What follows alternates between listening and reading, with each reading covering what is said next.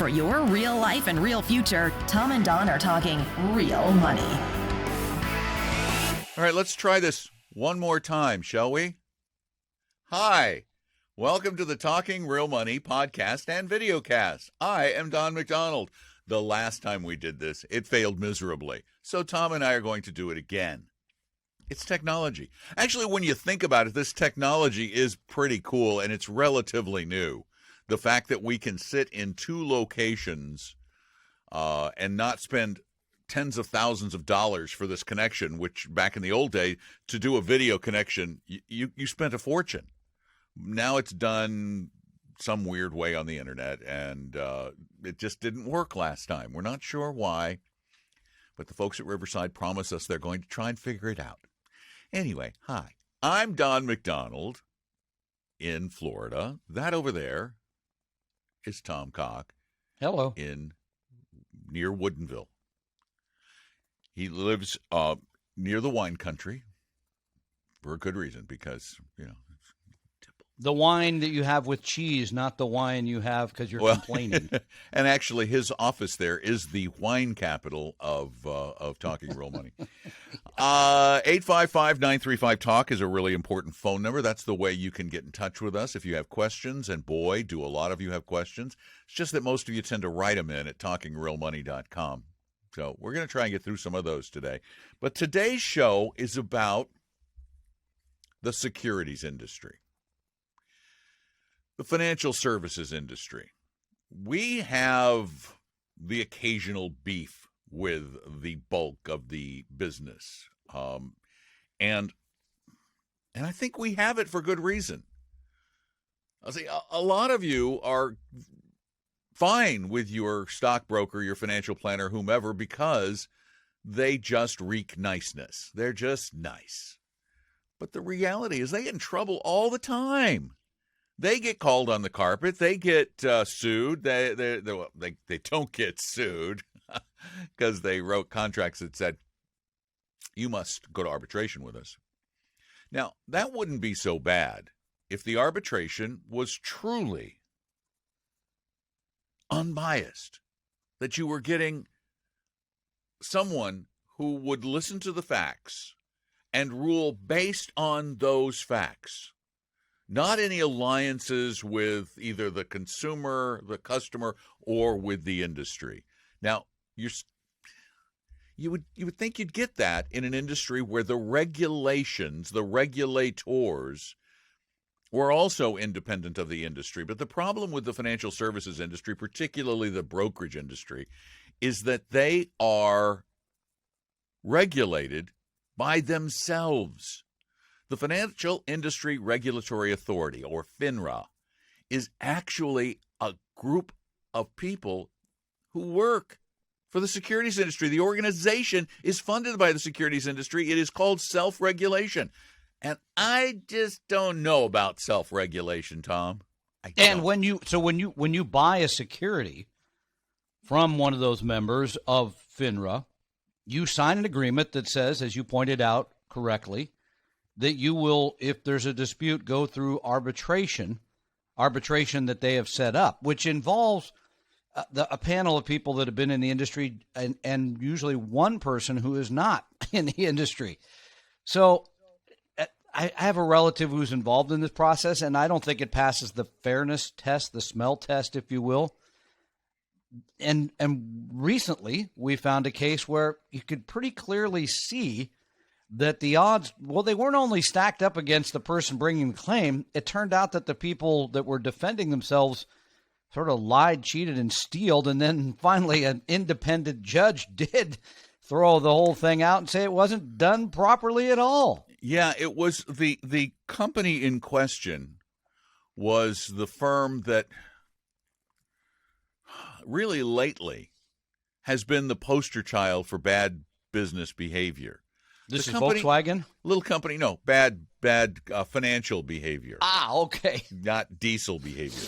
Oh, okay. I was going to say, this is a company that was found to have created accounts without customers' permission. Oh, good Lord. A lot of different things just to pad their bottom line. You know, they're the anything for a buck bunch there at Wells Fargo. Now, Wells Fargo used to be the guys who were protecting your money against bandits on the back roads of America. Now, apparently, they are the bandits, taking advantage of their clients. So the judge in Georgia, I think it was Fulton County in this case, Wells Fargo won a judgment against the firm who sued them. And against the person who sued them. Yeah, well, actually, it's a group of Not persons. sued either, by the way. Arbitrated, complained. Yeah. Yep. Wells Fargo got their legal fees ordered. Well, the judge who heard the appeal said, this is egregious. This is awful. The arbitrators, the judge claimed in conjunction with FINRA, the Financial Industry Regulatory Authority, that they conspired to put biased arbitrators, there's a panel of 3 arbitrators, in this particular case, and the judge was livid in the ruling with Wells Fargo and with FINRA. Now, FINRA, of course, and Wells Fargo have, Tom, guess what they've done? I think there's a thing called appeal. No, they've denied. They've denied. Oh, denied. Denied. Shocker there. Even if it's true, you deny. Deny. That's the new way of doing things. You never admit you've done wrong. Yeah. Okay. Deny.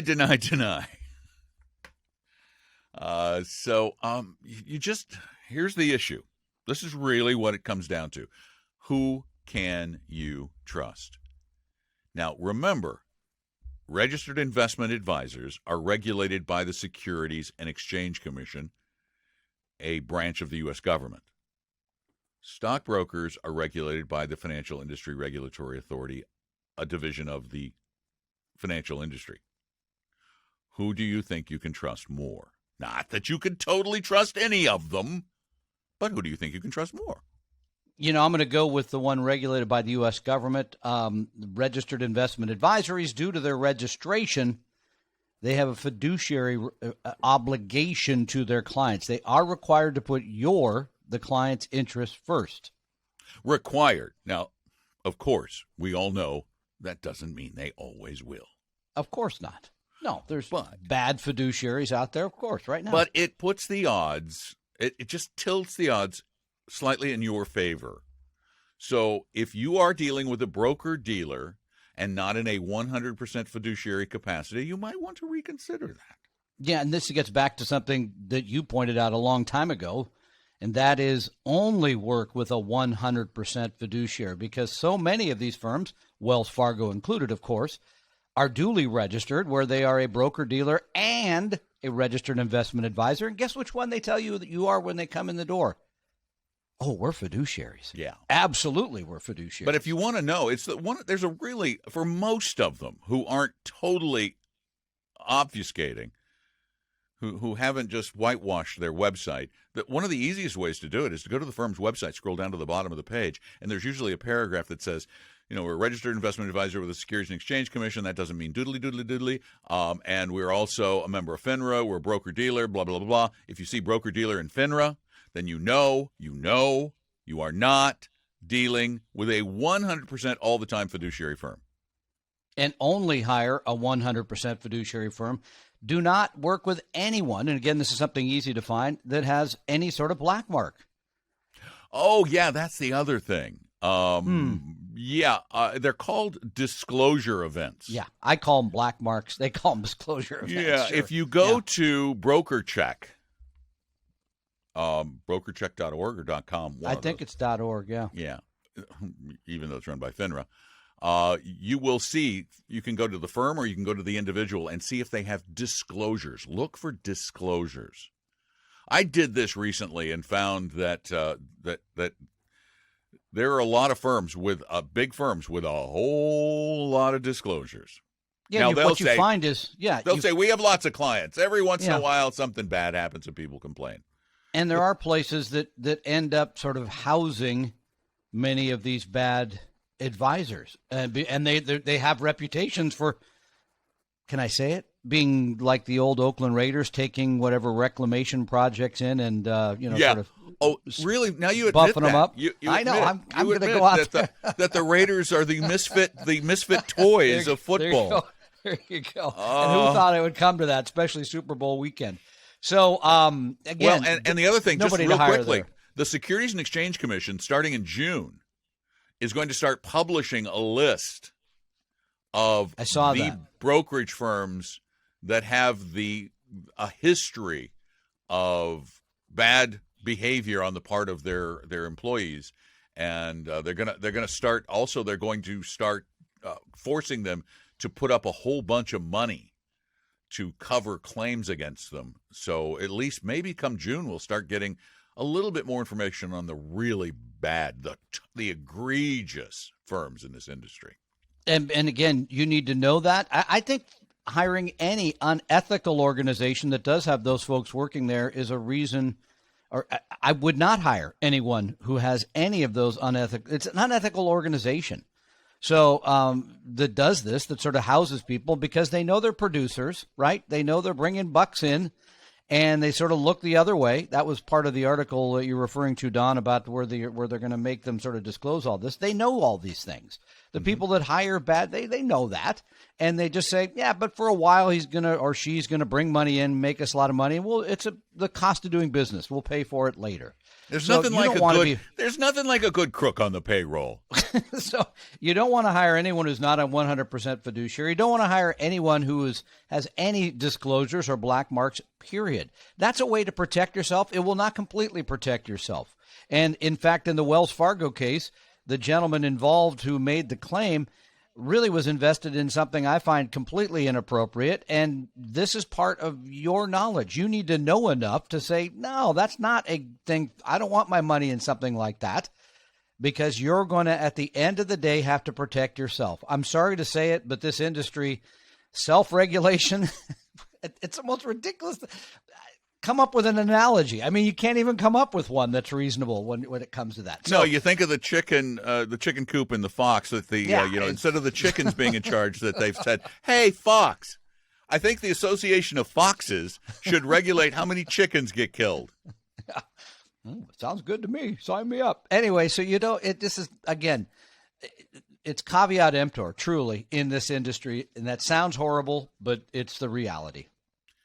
Now, we try to answer a lot of your questions, and we do have quite the pile of them in my inbox right here. 28, 27, somewhere in that vicinity that we really need to get through. So, Tom, I'm sorry, but you can't go to work. You have to answer questions. Okay. Now that I've got you, you're stuck here for the rest of the day. Yeah. Actually, this one is a really good question. This is one of my favorites. It's about investing in mutual funds and ETFs.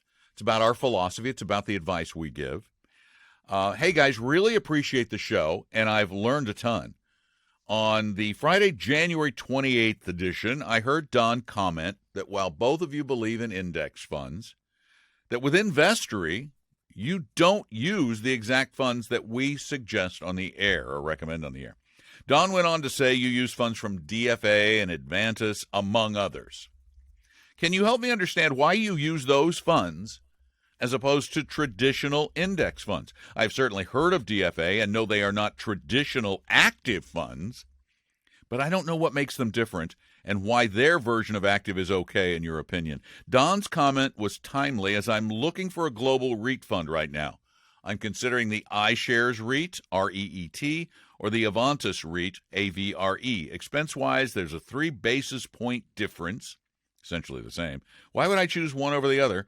Any specific recommendations would be much appreciated. Thanks for all you do for all of us. But let's step back and talk about the difference between pure vanilla index funds and the aforementioned dimensional funds, Avantis, and you really have to be honest and say it is somewhat active management. It's not active in they're buying not stocks and timing markets, that kind of thing. But we'll talk about how it is different than. Okay, so go back. An index fund holds the stocks or bonds in that particular index in the appropriate amount according to their size generally. In other words, they're capitalization weighted. So if you own the S&P 500, about 20% of your money goes to, I think, the top 5 or 6 stocks. It's just you're weighted to those large holdings, right? Conversely, the people at dimensional funds, for example, based on the fine work of Drs. Fama and French, found that really owning smaller stocks and really sort of tilting portfolios to value stocks, these sort of beaten down stocks and industries, has been more productive. It's created greater returns over time, greater volatility, greater risk, but it's made you a little bit more money. So when we manage money, we do not use just the pure vanilla index. Nothing wrong with that. The reason that we can do it is because we do it full time.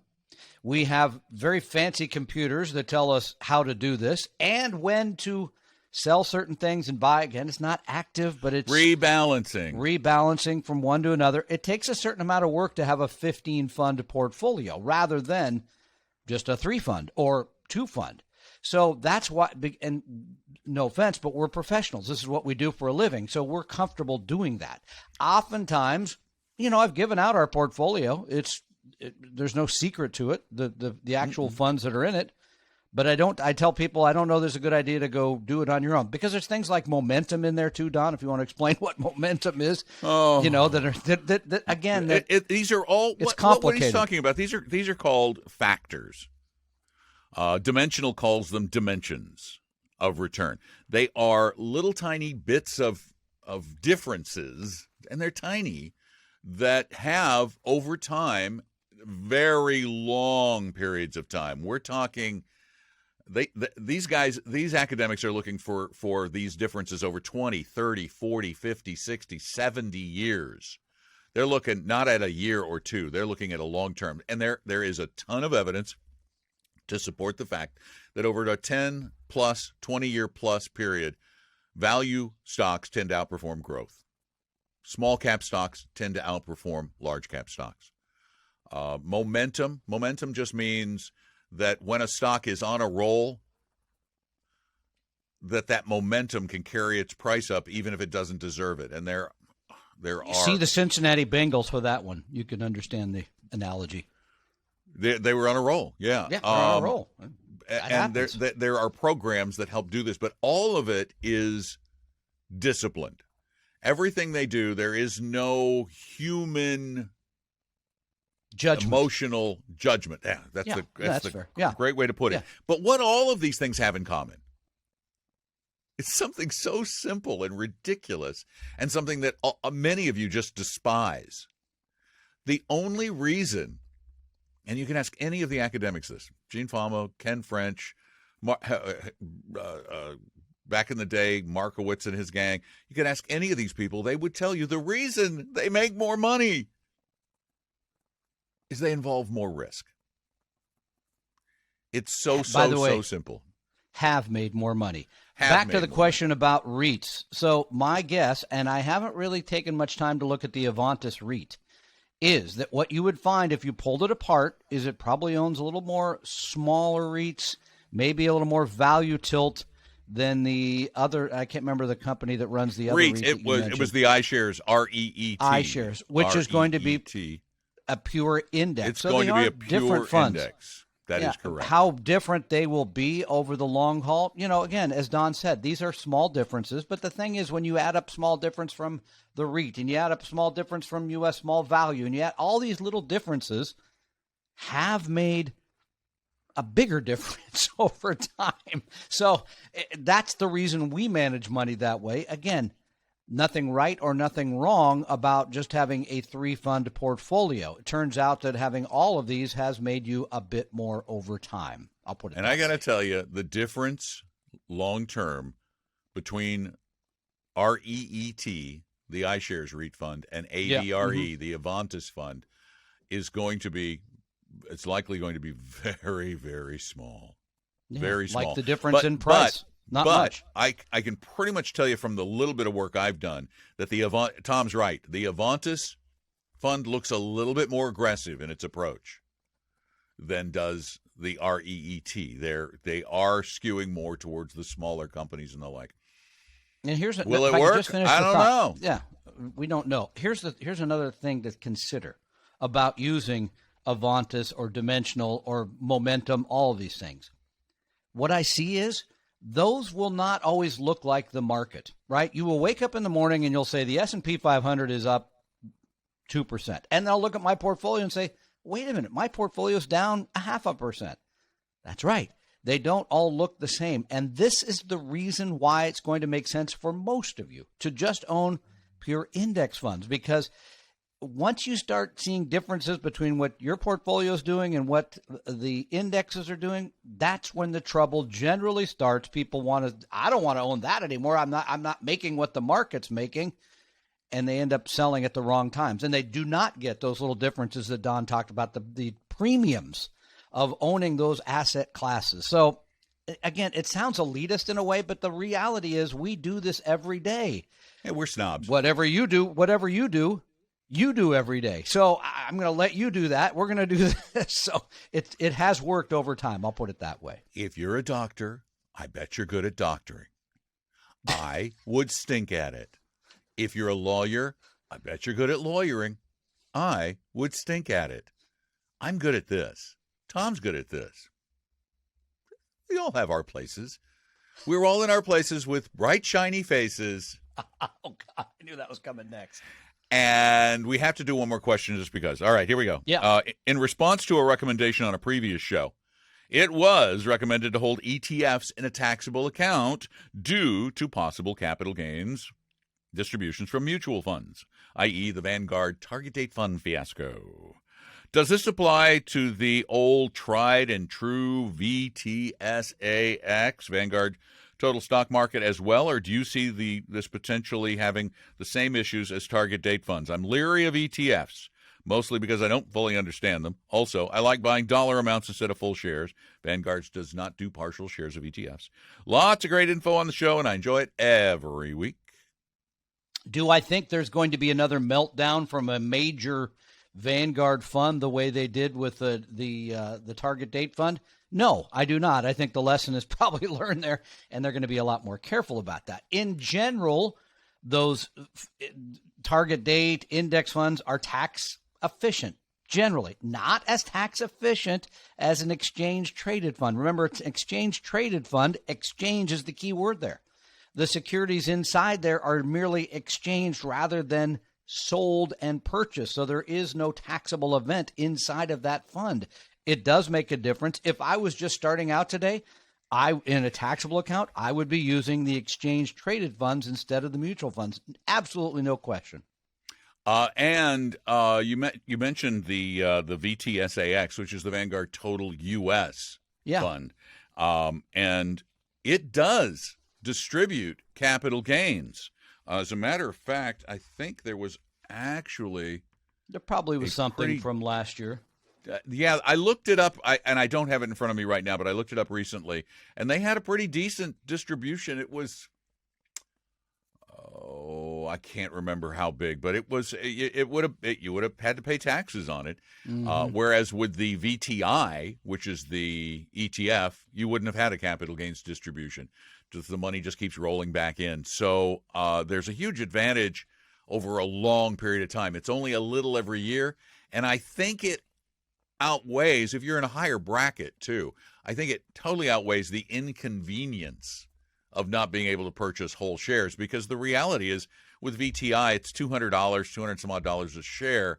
So instead of buying $20,000 worth of it, you're going to buy 18,000 and change, or I'm sorry, 19,800 and something, or 700 and something, to get the round shares. So I just don't think it's enough of a reason to give up that tax advantage. I concur. And again, you can buy anywhere. You can buy these ETFs for nothing. They generally are a tad cheaper than the index fund version. So you really have most of the advantages today. Yeah, a tad cheaper. Let's see. VTSAX. Well, I don't know how much cheaper you can get at Vanguard. Yeah, I mean, VTSAX is how many? 0.04. That would be 4 basis points? Yeah, 4 basis points. And VTI is drum roll please. 3 basis points. Yeah, okay. So you just saved yourself 1 basis point. So right. Okay. Okay. No. All right. We got to go now because Tom has to go to the office and talk to some clients and stuff. Don't you? Do you? I do, actually, Yeah, yes. thought you might. Yeah. We're so glad that you join us for this podcast. We truly are, and we are honored to work with all of you and to talk with all of you because it is a true joy. This is the thing I most look forward to is spending time with all of you all over the country, all over the world. I mean, really, we have a huge. You know who our second biggest audience internationally is now? China. Beautiful Italia. Ah, okay. Well, that's good. Okay. We're Maybe very make some popular friends with or the we can go visit them. Italians. Exactly. I'm ready. I have never been to Italy. I'm dying to go to Italy. I don't want Cool to die place. in Italy. I'm just dying to go there. Yeah. Anyway, so thanks for being a part of it. Tell a friend. Follow us on Apple Podcasts or subscribe on your favorite podcast service. If you really love what you hear, leave us a review on Apple Podcasts. Rate us on Spotify. And, and share us on your social media. I don't see a lot of that. If you really like a podcast, just go hit the share button right next to it on most services and put it up on Facebook or tweet it to someone or Instagram it. Can you Instagram a podcast? Oh, I think you can. Can you TikTok us? I have no clue. All I know is we talk, but I don't know if we tick. In the meantime, before we do another one, remember that we are reading about, researching, and talking real money so you don't have to. We hope you realize that the information provided on Talking Real Money is for informational, educational, and hopefully enjoyable purposes only. Providing personalized financial planning or investing advice takes time, so please consult with a really good fee-only fiduciary investment, tax, or legal advisor. We know a good one. Investing must always involve risk. In other words, you can and probably will lose money at times. Also, as much as you want it, no one can accurately and consistently predict the future. So past performance doesn't tell you a darn thing about what the future will bring. Unlike many other programs that say something similar, Talking Real Money is not trying to get you to buy or sell any financial products or securities. Instead, the program is provided as a public service by Appella Capital, a fee-only registered investment advisor. Thanks for listening, and please visit TalkingRealMoney.com for more information and disclosures. Are we done now?